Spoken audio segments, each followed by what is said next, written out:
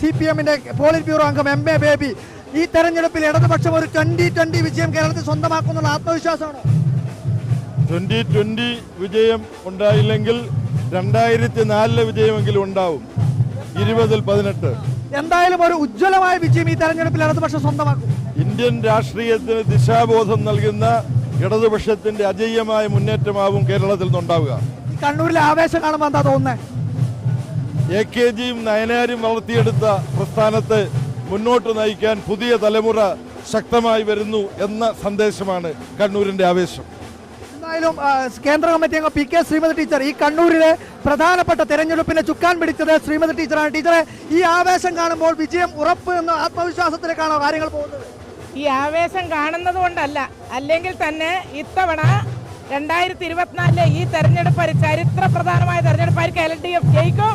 സഖാവ് MV ജയരാജൻ വലിയ ഭൂരിപക്ഷത്തിന് വിജയിക്കാൻ വേണ്ടി പോവുകയാണ്. ഭൂരിപക്ഷം ഈ ഘട്ടത്തിൽ പ്രവചിക്കാൻ തയ്യാറുണ്ടോ? ഭൂരിപക്ഷം എത്ര എന്നുള്ളതല്ല പ്രധാനം, വളരെ വലിയ ഭൂരിപക്ഷത്തിന് വിജയിക്കും എന്നുള്ളതാണ് ഞാൻ പറഞ്ഞത്. എന്തായാലും ഒരു 1,00,000-ത്തിനോ 1,50,000-ത്തിനോ അടുത്ത് ഭൂരിപക്ഷം ഉണ്ട്. തീർച്ചയായിട്ടും എന്നാലും വലിയ ആവേശമാണ്. കണ്ണൂർ മണ്ഡലത്തിന്റെ എല്ലാ ഭാഗങ്ങളിലും ഞാൻ സഞ്ചരിച്ചപ്പോൾ എനിക്കുണ്ടായിട്ടുള്ള അനുഭവം എന്ന് പറയുന്നത്, ഇനി വീണ്ടും ഒരു വിഡ്ഢിത്തം ചെയ്യാൻ കണ്ണൂർ പാർലമെന്റ് മണ്ഡലത്തിലെ വോട്ടർമാരില്ല.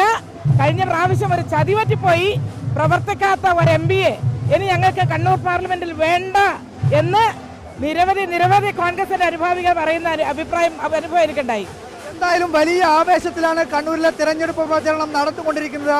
ഇടതുപക്ഷം ഇക്കുറി കണ്ണൂരിൽ വിജയം സ്വന്തമാക്കുമെന്നുള്ള ആത്മവിശ്വാസമാണ് ഇടതു നേതാക്കൾക്ക് എല്ലാവർക്കും ഉള്ളത്.